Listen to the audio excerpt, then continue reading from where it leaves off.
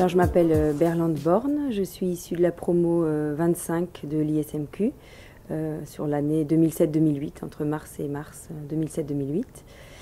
Je suis actuellement directrice d'un centre occupationnel de jour, donc sans hébergement, pour des personnes adultes handicapées et plus spécialement traumatisées crâniennes ou victimes cérébro-lésées. Alors je conduis une petite équipe parce que c'est une toute petite structure. Je conduis une petite équipe, j'assure la gestion, le budget, les options stratégiques à prendre, les relations avec le conseil d'administration et puis je suis garante des projets pour les personnes handicapées. Je veille à ce que leur projet soit bien conduit et que les objectifs qu'on se donne soient atteints. Et puis voilà, je veille à ce qu'il y ait un climat serein et sécure pour les personnes qui sont accueillies tous les jours dans ce centre. Alors à l'époque, j'étais en poste de cadre intermédiaire dans une grosse association du secteur médico-social et j'avais une perspective de changement de poste, avec dans les missions transversales celle de conduire l'évaluation interne et donc d'être garante de la démarche qualité. Et donc j'avais besoin de conforter cet aspect-là. Et puis je crois que c'était pour moi l'annonce, mais que je ne savais pas encore, d'un grand changement puisque j'ai changé de travail à l'occasion de cette formation.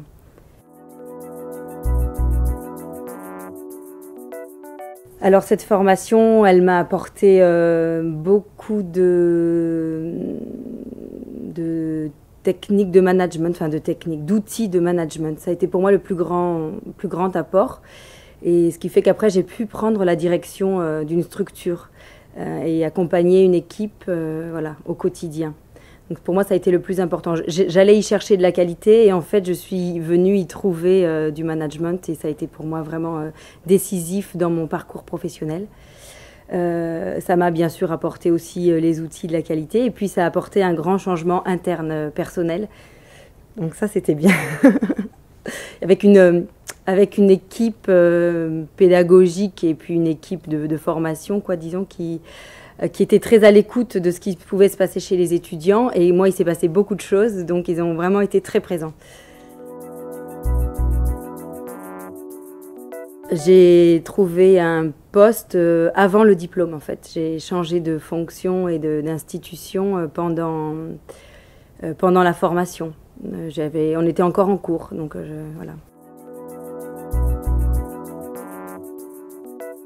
Alors je crois que c'est encore malheureusement très variable. Il y a les très grosses associations qui sont organisées d'un point de vue national, qui ont un gros siège avec des sources de financement assez importantes et mutualisées, et qui ont fait le choix de mettre la qualité au niveau du siège et de la faire descendre partout dans les régions. Donc il y en a pour certaines où on voit qu'il y a une implication et il y a même des organisations inter-grosses associations, c'est-à-dire qu'il y a comme par exemple l'APF, l'ADAPT, elles se sont organisées ensemble pour pouvoir aller faire des audits inter-associations. Et je trouve que là, il y a vraiment un engagement fort. Et puis, il y a des toutes petites institutions pour lesquelles la direction est engagée au niveau de la qualité et qui se sont aussi vraiment impliquées dans ces démarches d'évaluation interne et qui y ont donné un sens d'amélioration et de démarche qualité et non pas juste cette petite évaluation que pourraient nous demander les autorités de tutelle.